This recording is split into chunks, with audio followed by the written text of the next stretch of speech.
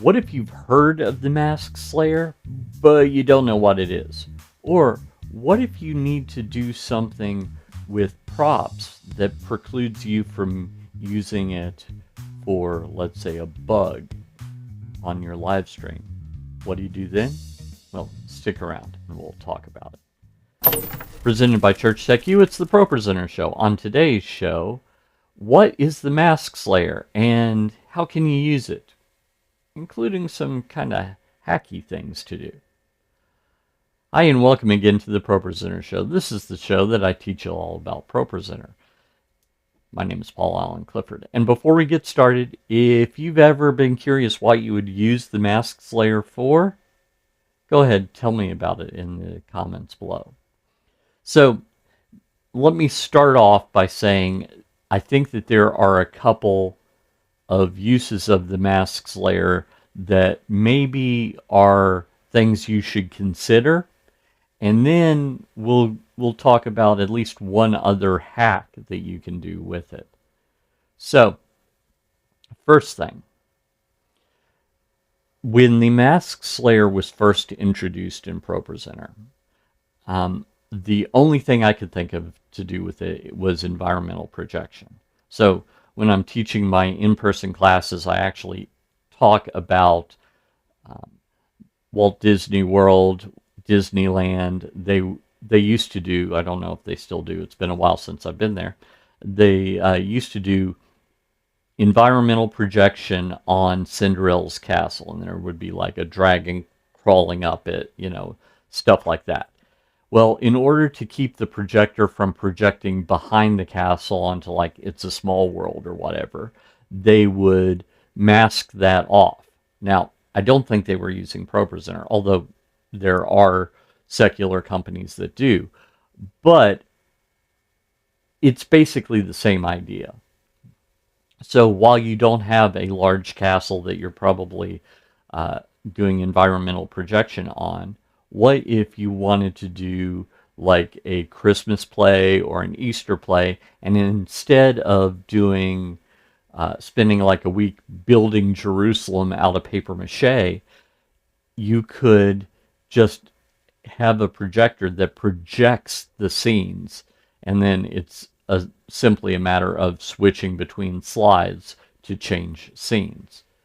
Well, then you could use the Mask Slayer to kind of cover up the places you didn't want to project onto, maybe where the actors were going to be standing, etc.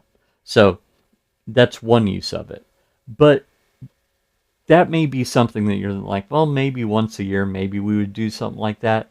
Well, what about this? What if you have a projector screen that's a motorized screen, and normally it hits the people that are on stage about here until you have a choir. And when you have a choir, you put them up on risers, and typically it's the basses that are in the back. And as a result, they're like, I can't see, it's projecting in my eyes. Except the basses wouldn't say that. No, they'd say, I can't see, it's projected in my eyes.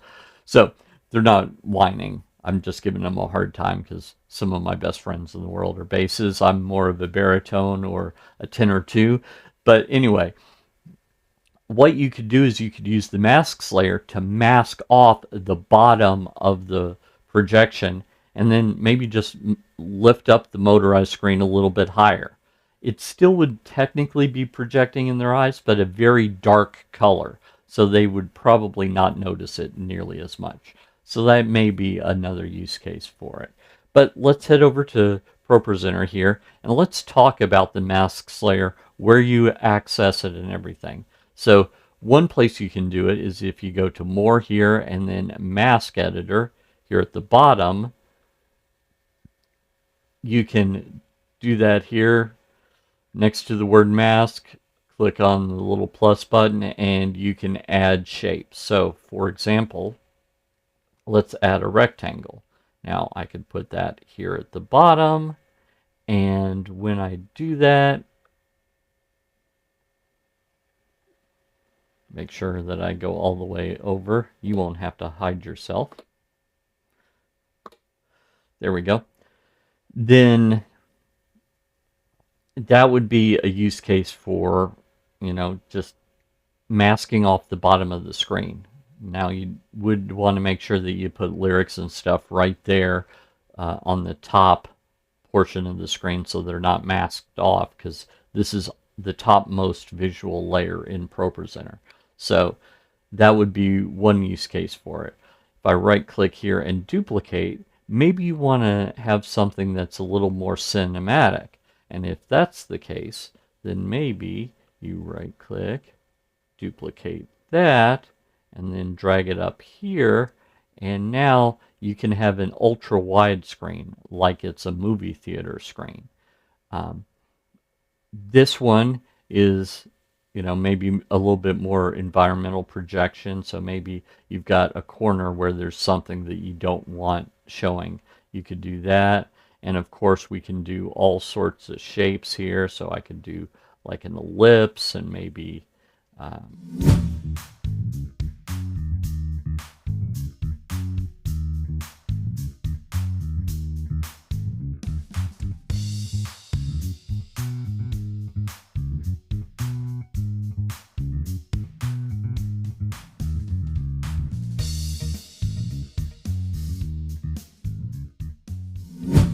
it needs to be like that. Maybe I need to rotate it here with the rotation, see? So I can draw whatever I need to hide this.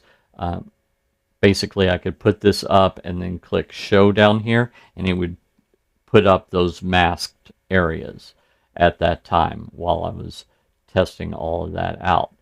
But a hack that you might want to consider is using this right here. So I'm going to go down here and find my Church Tech U logo. Now, I don't think that you're actually going to use this particular logo. I've already brought this in, so I'm just going to say use existing here.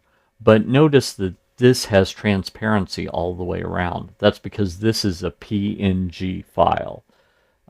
What that means is it's short for Portable Network Graphics, and it is a file type where you can show an image with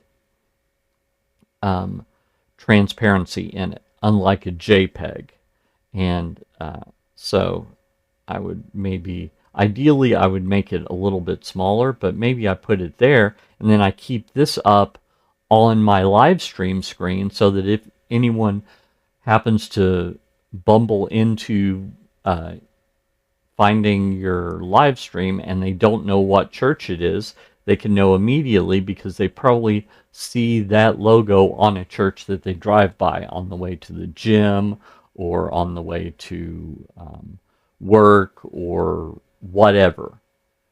And so that may be something that when they're looking for a church, they think of you because they saw that, oh, these people aren't as weird as I thought they were going to be.